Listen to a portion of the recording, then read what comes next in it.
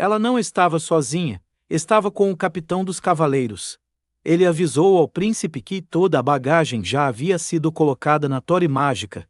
Enquanto isso, Layla fazia uma cara zangada, pois sabia que aquela maga estava tentando seduzir o príncipe.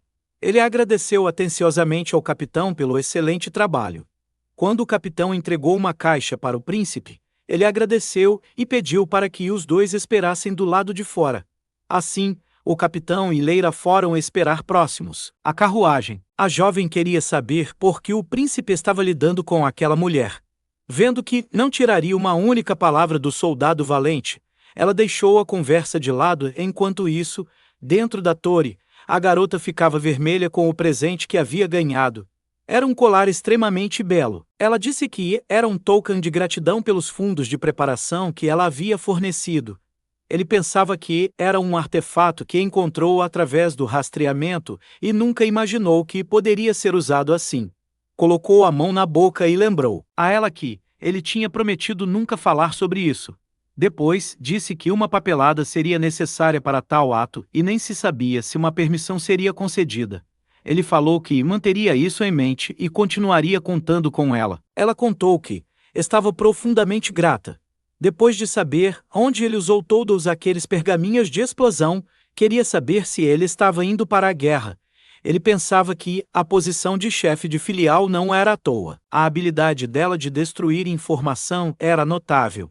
O jovem sorriu e disse que não faria nada daquela forma, apenas reabasteceu o que usaram na escavação de mineração. Ela não acreditava que ele tivesse usado rolos tão caros apenas para fazer alguns buracos. Sorrindo, ele disse a ela que deixaria o papo para a próxima vez, já que eles se veriam com mais frequência. E dito aquilo, a garota o deixou em paz e parou de fazer tantas perguntas. Ela sorriu, dizendo que já estava ansiosa. Do lado de fora, ansiosa, esperava Layla juntamente com o capitão dos cavaleiros.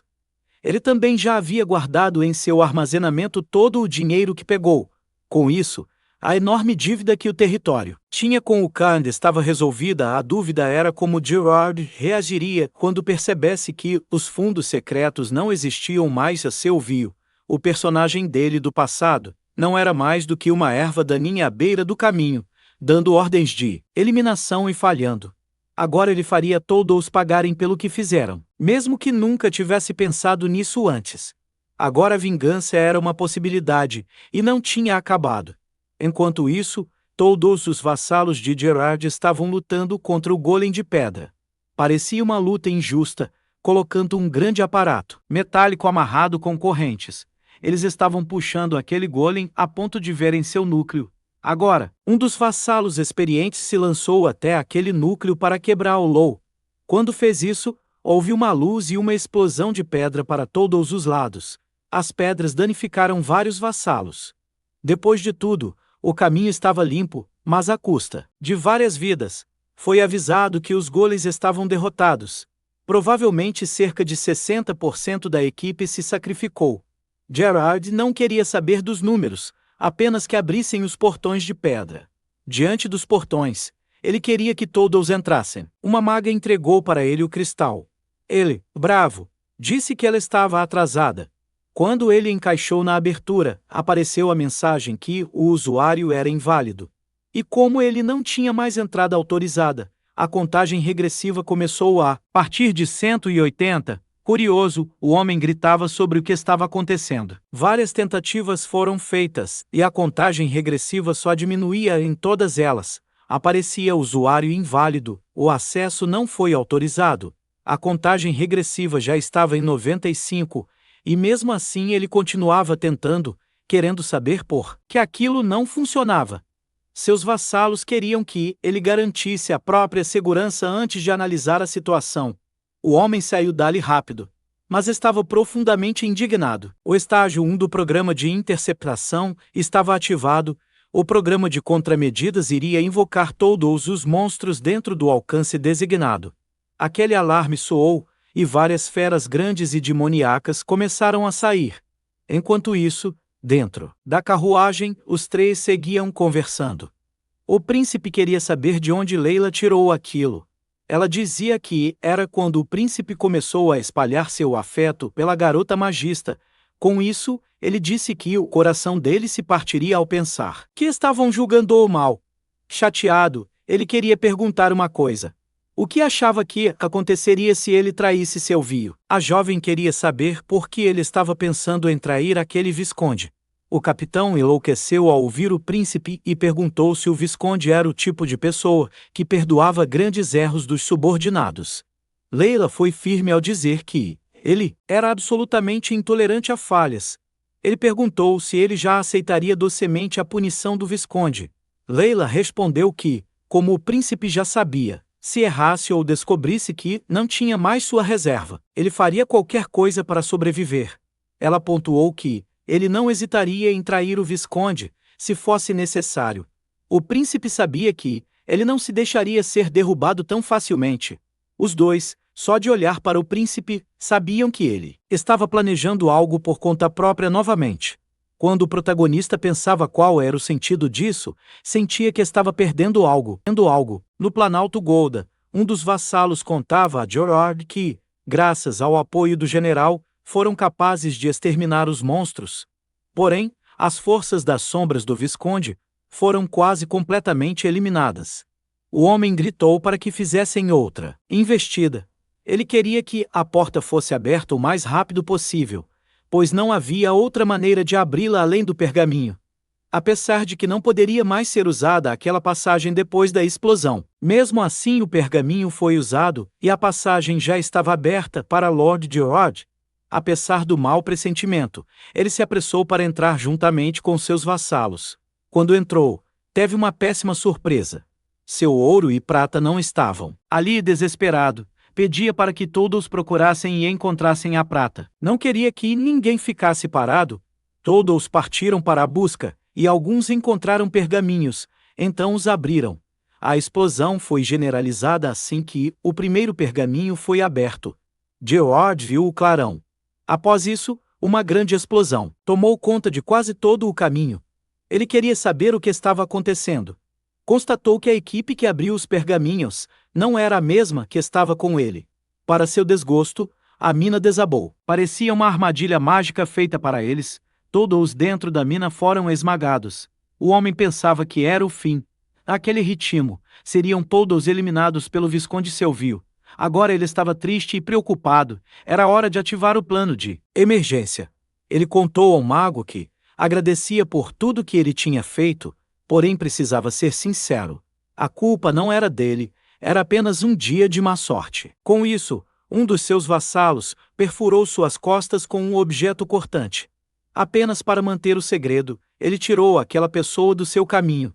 O clima estava tenso. Ele tinha certeza de que o capitão não ficaria quieto sobre isso, talvez já tivesse notado algo anormal, já disse que ele provavelmente já se jogaria nisso. Tudo o que poderia fazer agora era seguir o plano de emergência. Na vila do Visconde Silvio, Gerard tentava falar com ele. Enquanto o homem estava de costas em sua cadeira, contou a Gerard que tinha ouvido a história. Assim que ouviu a voz daquele homem, Gerard se prostrou dizendo sentir muito. O homem disse que não queria ouvir aquelas palavras baratas, que o resultado era o que importava. Gerard explicou que acreditava que foi obra de caçadores de tumbas. A passagem subterrânea talvez não fosse comum. Achava que durante o processo eles haviam acionado o sistema de segurança por acidente. Ele contou que a maioria das moedas de prata desapareceu. O homem não gostou de ouvir nem um pouco aquela história. De garantia, ele poderia ficar tranquilo, afinal poucos tumulteiros eram capazes de carregar apenas algumas caixas. Contou que ofereceu secretamente uma recompensa aos comerciantes que negociassem metais preciosos. Disse que emboscaram eles, pois as moedas de prata não eram algo que pudesse ser levado facilmente. O homem não estava gostando do que estava ouvindo, estava preparado para se levantar, quando ficou de pé. Disse que assim que eles retornassem deveriam ser capturados. Tinha entendido o plano. Enquanto o homem falava, abriu uma gaveta. Disse que pressionaria ao máximo e faria eles cuspirem até a última moeda. Nenhum homem tinha mais o que dizer. Disse que ele receberia uma punição. Gerard, vendo aquele homem com um chicote na mão, Em seus pensamentos implorava para ser poupado.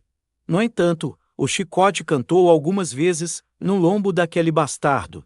Batendo nele, o homem perguntou se ele estava caçoando dele. Gerard, abaixado, sabia que deveria sofrer. Não havia como escapar daquele inferno.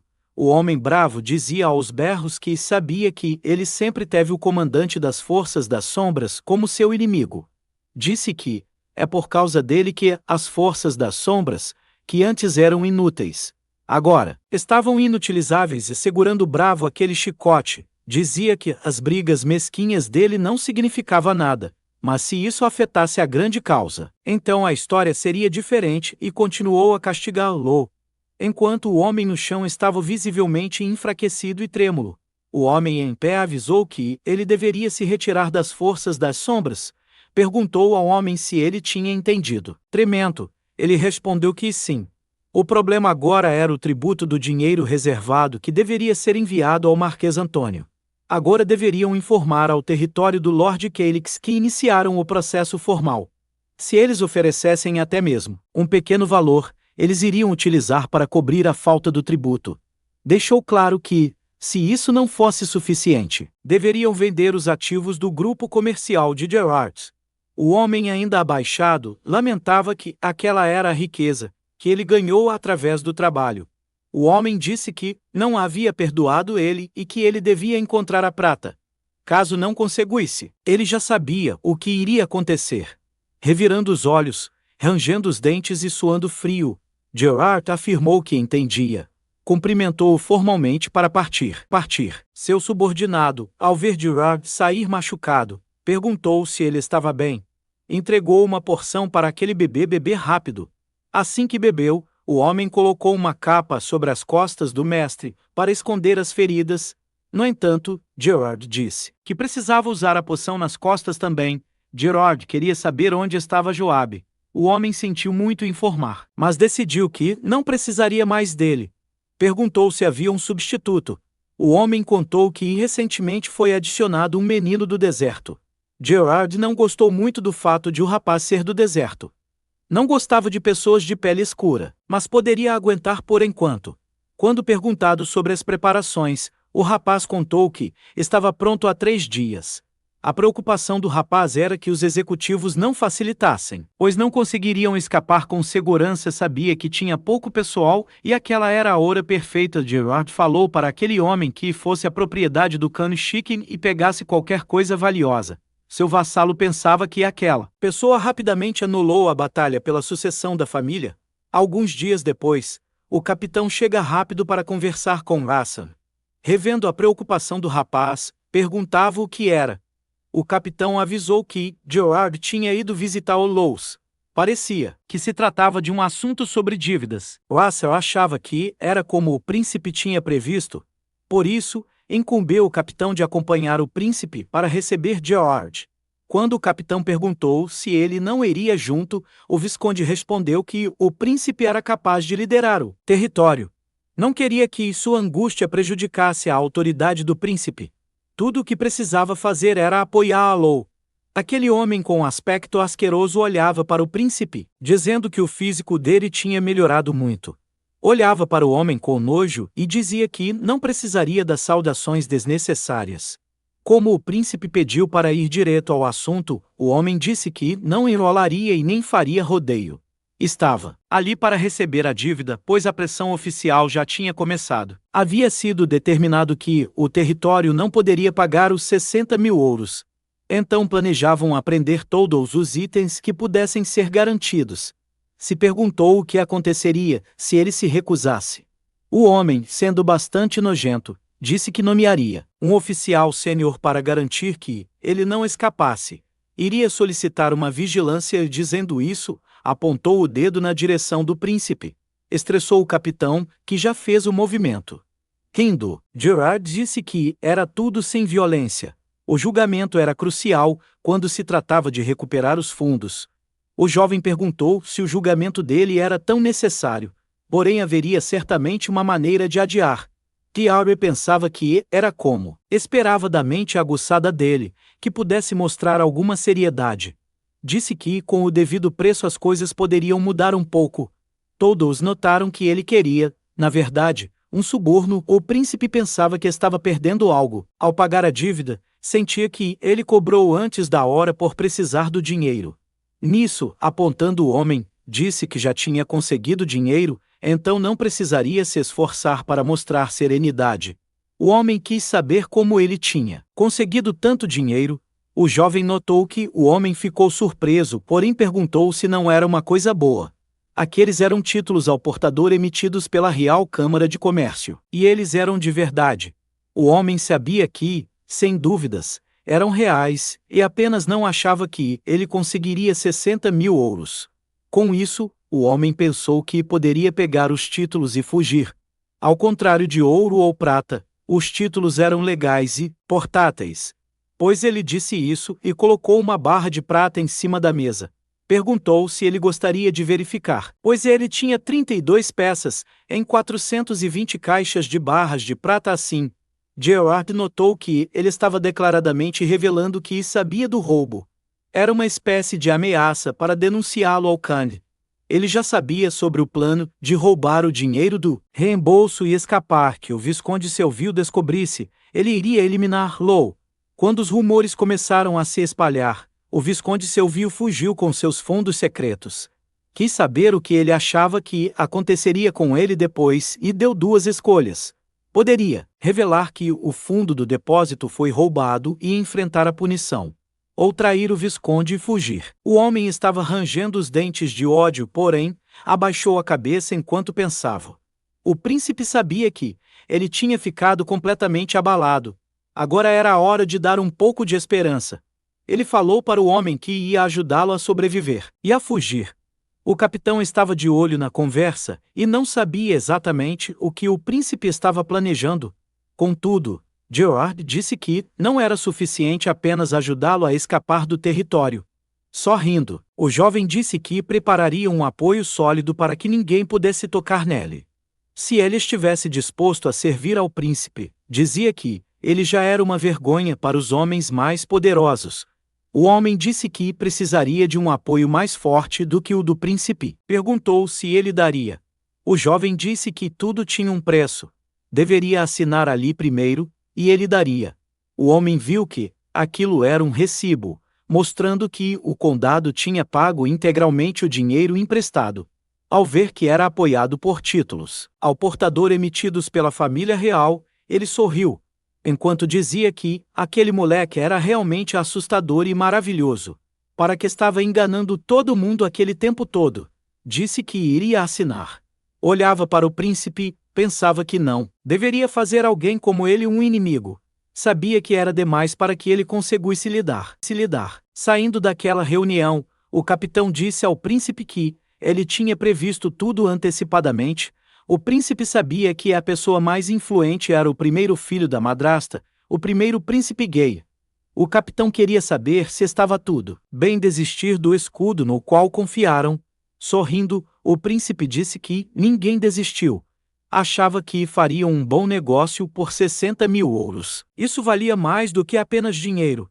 O jovem parecia estar entendendo as palavras do príncipe, que, colocadas daquela maneira, pareciam fazer sentido. Calyx continuou dizendo que talvez o capitão não visse isso naquele momento, mas entenderia mais tarde.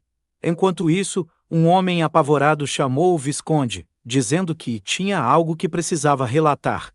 Que ele, chefe de gabinete, estava perturbando a pessoa. Enquanto fazia sua leitura, o homem revelou que os principais executivos das Mirtas desapareceram. Rapidamente chegou outra pessoa, ainda mais ansiosa, dizendo que a sede foi invadida por cobradores.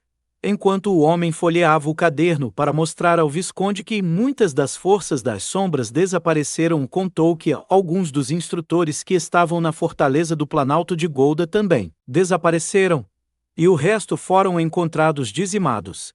O homem que estava ouvindo tudo continuava folheando seu relatório. Os subordinados estavam banhados em suor e medo. Então entrou outra pessoa, dizendo que, até que normalmente estavam insatisfeitos, entraram na movimentação e fugiram. O homem queria saber por onde eles passaram. O relatório dizia que, no condado de Shaken, há uma semana, as forças de segurança do Khan invadiram Gerard e seu grupo. Todos foram presos na prisão subterrânea. Ele verificou, mas não conseguiu encontrar de rádio. Ao ouvir isso, o homem arreganhou os dentes de ódio, pois foi confirmado que Gerard não estava entre eles. O homem continuou o relatório, dizendo que tentou seguir os rastros, mas não conseguiu. Quando ouviu que, no território do príncipe Calyx, apareceu uma ideia. Agora pensava no porquê Gerard tinha ido para lá e por que achou que poderia fugir. Pensava que ele não seria tão tolo assim. Começando a rir, entendeu que Gerard havia sido tapeado.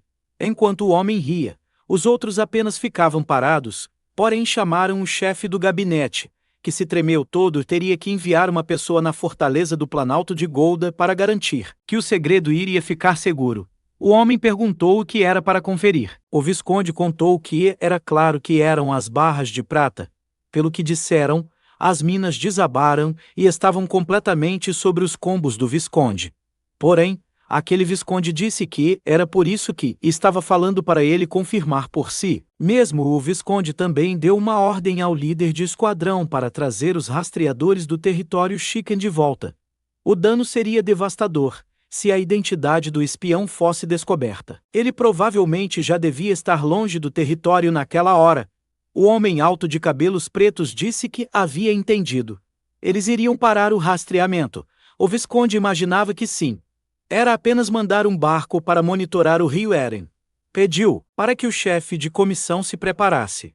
Ele deveria conhecer o Marquês Antônio. Falando isso, saiu no castelo do Marquês Antônio. Ele achava que, mesmo perfeccionista como era, errava. Achava que fosse grande coisa, apenas perdeu alguma das bases. Desde o incidente, as coisas não estavam correndo bem. Talvez tivessem sido precipitados. O Visconde falava para o Marquês Antônio que foi uma boa chance de eliminar o Khan Cole. Mas o Marquês achava que, apesar do arrependimento, não tinha como voltar atrás. Os agentes da polícia iam pegar o cara que roubou o dinheiro. Queriam saber o que aconteceu com o arrogante Khan Calyx e como ele escapou. Deveriam arrumar uma justificativa e declarar guerra. Essa era a intenção do Marquês Antônio. O Visconde teve a ideia de usar pressão diplomática. O Marquês parecia gostar da ideia. Além disso, o Visconde contou que havia verificado e parecia que a família Chicken não substituiu seu representante. E ele era um dos deles. Poderiam usá-lo antes de nomearem um substituto. O Marquês queria ouvir todos os detalhes. Pensava que preferia não ir à guerra, pois doía muito em seu bolso. Enquanto isso, no condado, o protagonista achava que o Visconde procuraria meios diplomáticos. Por isso passou horas averiguando os papéis para ver o que poderia ser feito. Daquela altura, já deveriam saber da traição de Gerard. O capitão entendia tudo. Era questão de vingança. Eles iriam usar a diplomacia em vez de declarar guerra. O príncipe perguntou ao capitão se ele sabia o porquê. Ele disse que seria uma estratégia diplomática que eles usariam. Que os senhores quase nunca deixavam seus castelos, a menos que fosse por guerra. O capitão disse que era por isso que conselhos dos nobres existiam. Deveriam ter enviado um representante para lá. O príncipe perguntou quem era o deles. Ele contou que normalmente era o seu Tigrin. O capitão ficou estressadíssimo, pois lembrou-se que ele era quase o braço direito da senhora Estela. E isso era de suma importância. Mas o príncipe estava muito calmo. Ele pensava que o príncipe pudesse ter planejado sorrindo. O protagonista disse que era melhor deixar algumas aberturas para seus inimigos. Senão, seria muito perfeito. Eles iriam ficar desesperados, procurando uma fraqueza. Então, se fornecesse uma, não esperariam receber um golpe inesperado. Na capital real de Siena, uma história abrange cerca de 500 anos. Esta era a capital do Reino Nobre. Aquela era uma grande cidade, com cerca de 250 mil pessoas. A cidade real era o coração da capital real. O castelo real era onde morava o sábio rei Clivio. Foi anunciado que começaria a sessão da manhã. O rei perguntou qual era o primeiro tópico daquele dia. Aquele era o rei Clivio, majestade. Alguém disse a ele. O primeiro tópico era sobre a sessão do condado de Shaker.